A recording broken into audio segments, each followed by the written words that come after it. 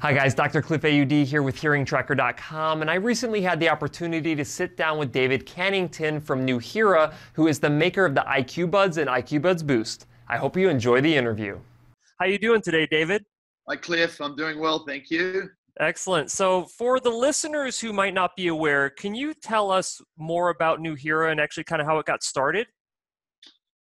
Yeah, well, look, Nuheara's been around for about 4 years. My co-founder, Justin and Miller, and myself founded it. And it was kind of an interesting background because it's our second hearing technology company that we've taken global.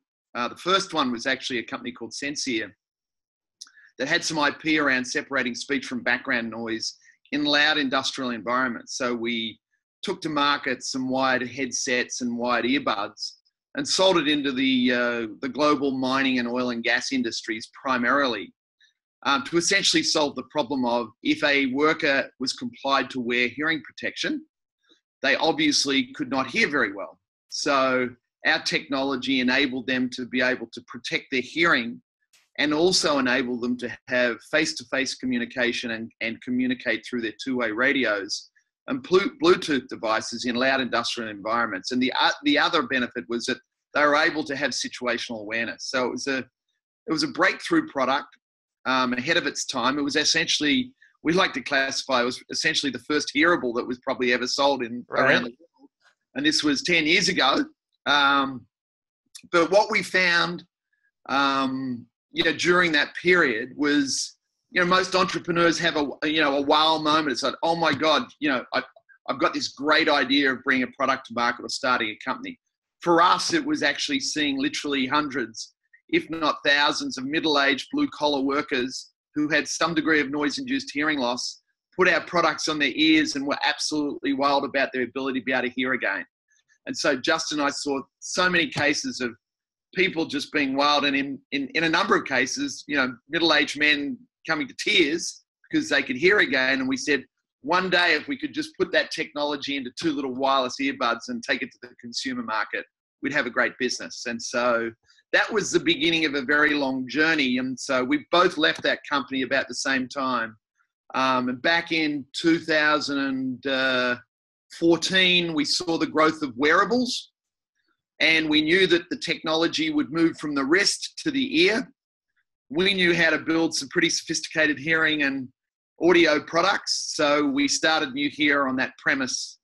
And, here we are 4 years later. And I think that fortunately for us, we were able to pick the right time because hearables have obviously started to grow fairly dramatically. Since then, obviously, AirPods have helped that. But, we really started the company with the idea of, changing people's lives because we saw that in first instance with the last company. Right. So, you probably had to some degree, you had this great idea with this former company that you worked at, but you really kind of had to wait for technology, like the capabilities to catch up to where we could actually, take that, or you could take that concept and put it into some more of like a consumer electronic, right? And so, we couldn't have done Nuheara 10 years ago. Right. The technology just wasn't there. Yeah, right? It just shows like how quickly things progress, right? 10 years ago to me seems like not that long ago. Of course, the older I get, the easier I say that. But but from a consumer electronics and hearing technology perspective, 1 year is a long time. Right. Yeah, I know. Right. I know. So, so it probably, once you started Nuheara, then it took you a certain period of time to like go through research and development. You already had a concept of what you wanted to accomplish. So what did it look like, obviously, from the time you started Nuheara to the point where you actually produced the first IQ Buds? Yeah, look, it was a really interesting journey. So, we came up with the idea at the end of 2014. We incorporated at the beginning of 2015. We raised some seed capital down in Australia throughout the course of 2015 and started to hire our first engineering team. And our first hire was a guy called Alan Davis, who I think you've met. You probably met him at AAA. He's got a fantastic background in digital signal processing and worked with us at Sensia and went on to Dolby Labs in Sydney and worked there and ran a research team, etc. So he was our first hire because we knew that he knew how to build product. And so the end of 2015, we went to him and said, Alan, we've got this great idea for a product called IQ Buds. And it's it's got to be able to separate speech from background noise, and it's got to be able to connect to your Bluetooth device and have great music and make phone calls. And we want it to be controlled through an app. And you need to build the first prototype in 4 months' time. No big deal. So he was brave enough to come on board because, you know, he knew Justin and I, and we'd worked together before. And he literally, you know, pretty much hand built the first couple of prototypes that we had. And so we had our first prototypes in January of 2016. And the first prototypes really set out to achieve one thing. And that was to be able to validate and prove that we could actually separate speech from background noise in a form factor like the IQ Buds. And, you know, for us, we knew that we could do it, but we had to go out and prove it for our investors and basically, you know, for the market. And so we built them, and then we actually did a reverse listing on the ASX, believe it or not, before we even had final product. Raised about $5 million through that process. And then we did a crowdfunding campaign on Indiegogo. Mm-hmm. We raised about $1 million Aussie through that process. And this is, you know, not long after we had our first prototype. So this was April, May of the same year, 2016. And what we did was we actually did a 9-city tour at the back end of our crowdfunding campaign. Perth, Sydney, Melbourne, LA, San Francisco, New York, Toronto, back to San Francisco, to essentially validate the prototypes. So we took our prototypes and we put them in, you know, 1,000 people's ears in noisy environments, and we saw exactly the same wow that we saw with the Sensia company. I was going to say, you guys already knew how to do it. It's just, like you mentioned, the form factor is not one that would translate well to consumer electronic for what you were trying to accomplish, right? So you were doing it. Yeah. Just not in this small package. Exactly. And it's different. You know, industrial noise is different from noise in a pub, etc. So we really had to build the product from the ground up again. And so, you know, it was a great challenge. It was not an easy thing to do, despite our background and history. So the reassuring thing was that we did this magical listening tour, which is what we called it. And we saw fantastic response from consumers.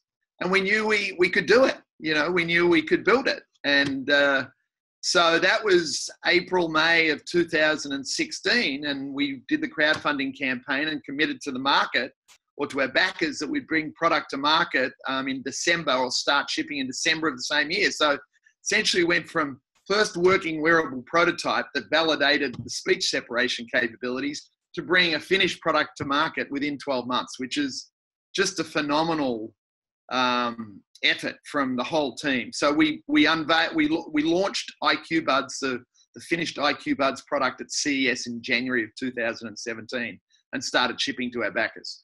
That's great. And I know that there's been a ton of people who have been using the IQ Buds and who love the IQ Buds. I know that one of the topics that comes up is this aspect of, you know, if you have like a mild to moderate hearing loss, could you actually use the product? And after having reviewed the product myself extensively, doing testing on it, I do honestly feel like if someone had some degree of hearing loss, that this would be a product that could actually give them some amount of benefit. Now, I know that you and as a company, you can't necessarily say that it's for someone with a hearing loss, but having tested it and compared it with other products myself, I wouldn't necessarily say that you wouldn't receive benefit from it. So, but you know, it just kind of goes to show what kind of quality the product is really, and what its capabilities really are. It's just a question of whether or not you really want to start attacking, you know, that aspect of, you know, the hearing loss aspect of you know, what the product can do, right?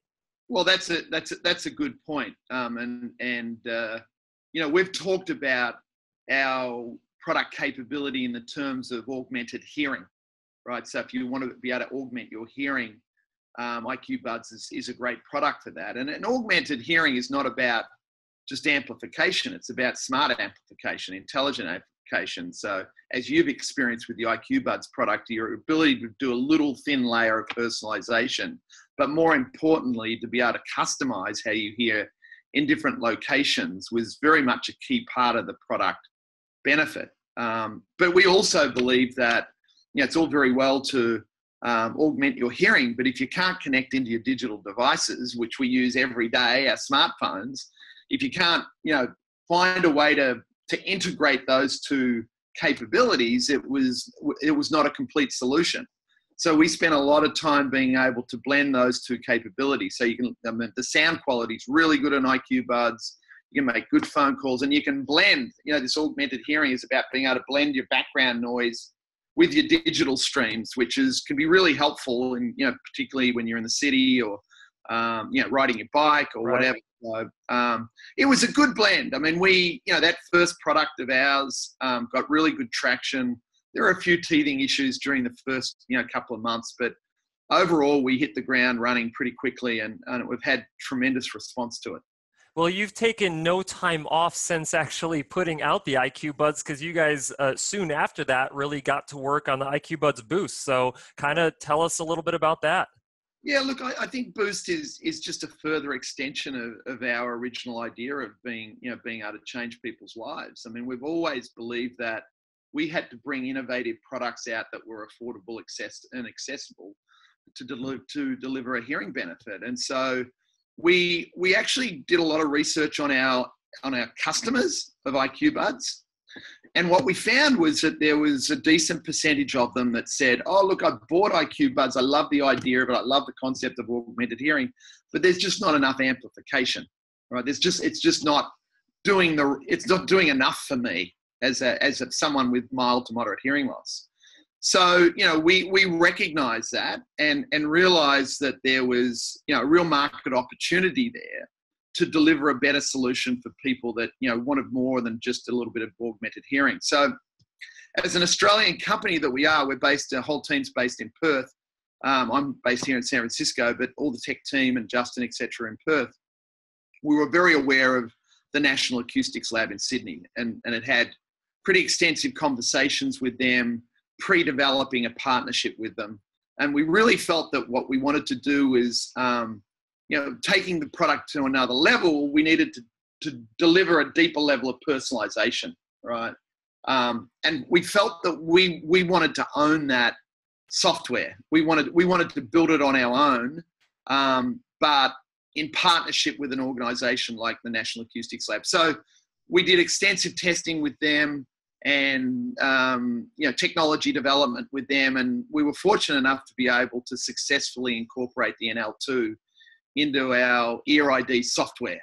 And so what we were able to do is deliver a complete package with IQ Buds Boost that had all the benefits of IQ Buds, but that other layer of personalization that was able to allow the consumer in the comfort of their own home to be able to do a hearing assessment and then have automatic calibration to their own personal hearing profile. And so, you know, I talked about the wow impact back in the good old days. Well, the wow impact has just been further enhanced by the Ear ID software, because, you know, within a couple of minutes, the consumer is hearing the way that is very personalized to their own hearing profile. Right. And so for listeners who may not be aware, who don't have the product, of course, when you're looking at Ear ID, it's essentially taking you through a hearing evaluation, right? Through a hearing test to where it identifies where your hearing thresholds are, where your capability of hearing is. And then by taking that information along with the NAL NL2 prescription, which you alluded to before,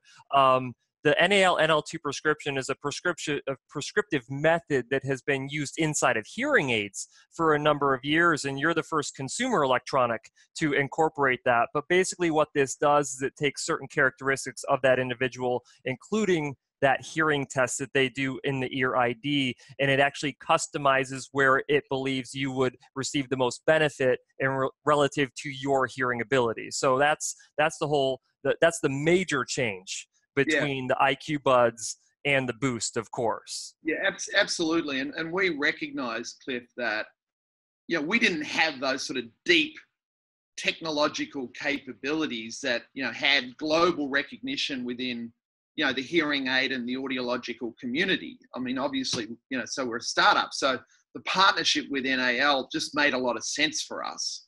And we wanted to have credibility. I mean, there's a lot of snake oil salesmen out there around hearing, and we just didn't want to be considered to be that kind of company. We're a reputable company. We're a publicly listed company. We wanted to do it the right way.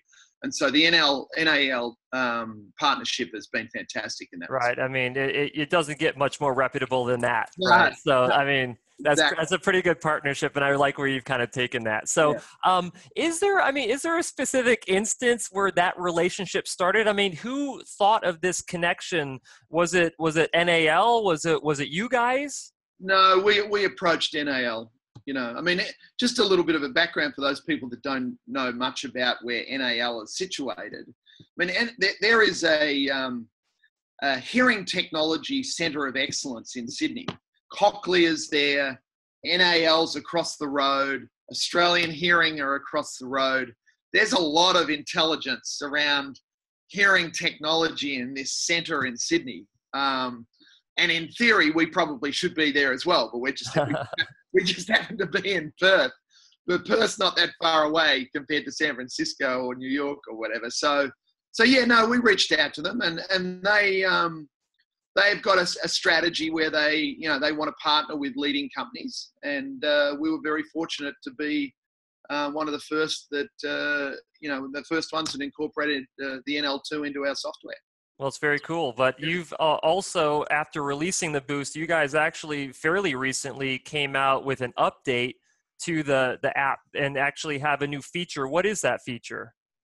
Yeah, well, look, it's what's exciting about our products, Cliff, is that you can actually do firmware updates. So we're constantly improving our products via software, and we're streaming that out to our existing customers via firmware updates. And so I think we did 3 firmware updates last year on IQ Buds, and within a couple of months after launching Boost, we had our first firmware upgrade, which was for Focus. And Focus is, once again, just drilling into solving a deeper consumer problem, and that consumer problem is just being able to focus on an area of communication and drop back all that noise around it, so you can have this it's directional hearing essentially, with a sharp focus on the conversation. So it works really well in a restaurant setting, in a high noise environment where you want to have a conversation with the person in front of you, and what it does is it just it's kind of like a laser focus on the conversation and drops back all that background noise. And so you have the option of having focus on or off. So if you want to have binaural 360-degree capability with our sync technology, you can do that. But then when you turn on the focus, it's an incredible improvement in your ability to be able to focus on that speech.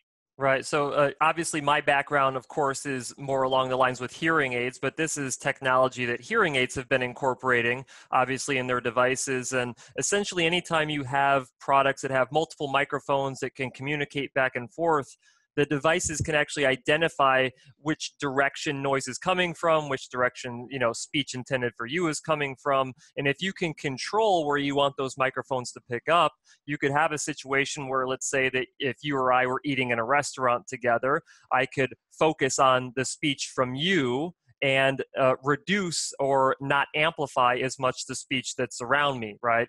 And theoretically, the concept is to eliminate the background noise and enhance the speech you want to hear.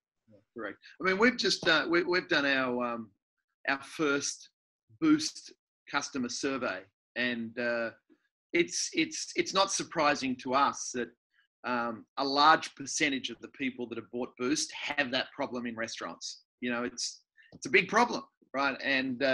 And fortunately for us, we've been able to really deliver a great solution with the Focus upgrade. Right. Well, problems in restaurants is not exclusive to just individuals with hearing loss, right? I mean, there's normal hearing individuals who have difficulty in noisy environments, restaurants, what have you. And so using a product to kind of, and like you mentioned, like augment or enhance your hearing ability in different situations is actually a really cool thing to be able to do. Oh, no, absolutely. I mean, in true Australian style, we call it pub deafness. And And we've run some marketing campaigns around the concept of pub deafness, and you're absolutely correct.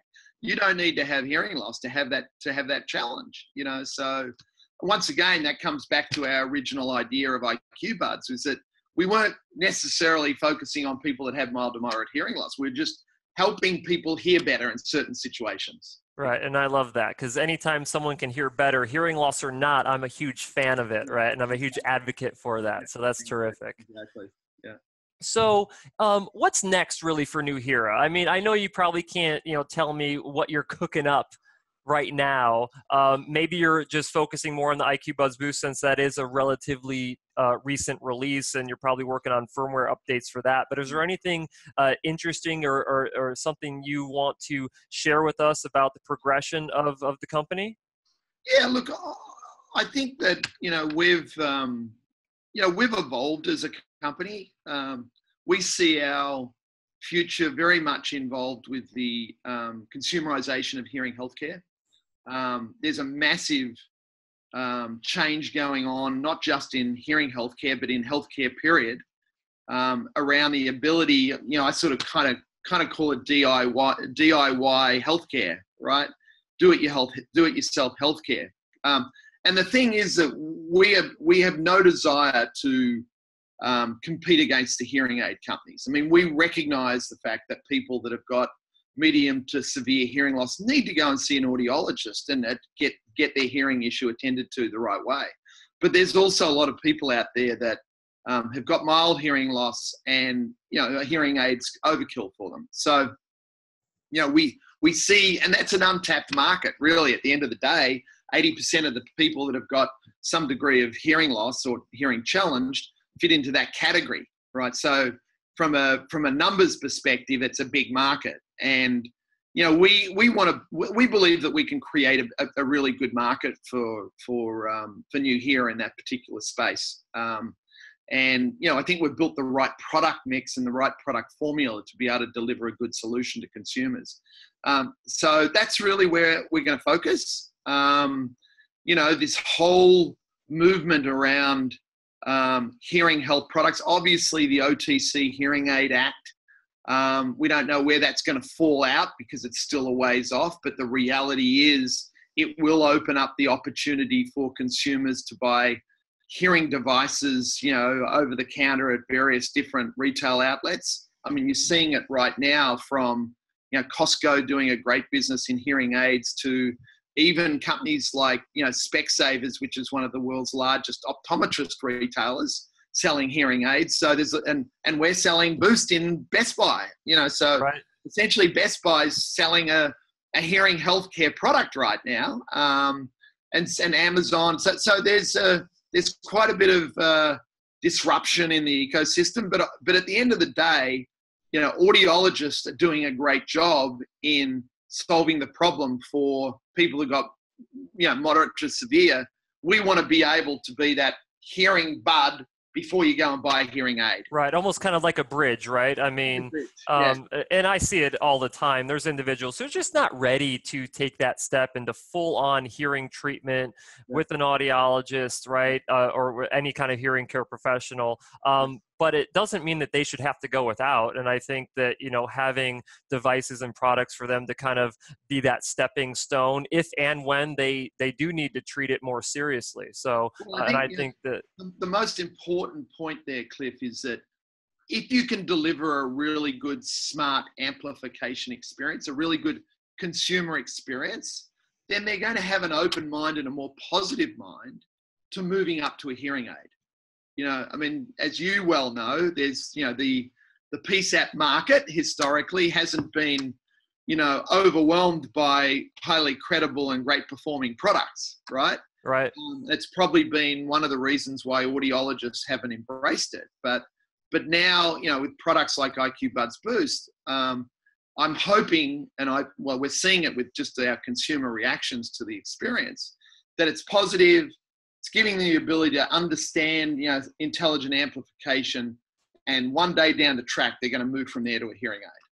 Right. Yeah, I truly believe that that's going to be the natural progression. It's just nice to kind of finally have a product that you can really trust to be able to accommodate at that stage, right? So that's terrific. So David, if there's someone listening right now who actually wants to get some IQ Buds or IQ Buds Boost, where would they go?